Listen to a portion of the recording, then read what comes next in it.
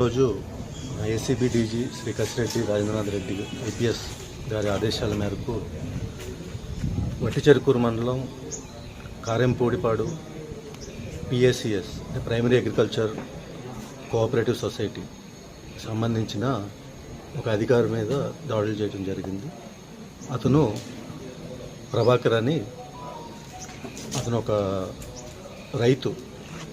ఏనుముల బాలస్వామి అనే వాళ్ళ అమ్మగారి పేరు మీద లోన్ అప్లై చేసుకుంటే 16,80,000కి లోన్స్ అప్లై చేసుకున్నాడు. ఆ లోన్స్ ప్రాసెస్ చేయడానికి అనే నెపంతో ఈ ప్రభాకర్ గారు 40,000 లంచం డిమాండ్ చేయగా అది ఈరోజు అతను తీసుకుంటుండగా రెడ్ హ్యాండెడ్గా పట్టుకోవడం జరిగింది. ఇందులో మా గుంటూరు ఏసీబీ అధికారులు అడిషనల్ ఎస్పీ మహేంద్ర మతే, మా డిఎస్పీలు మరియు మా ఇన్స్పెక్టర్లు, సిబ్బంది అందరూ పాల్గొనడం జరిగింది. Thank you.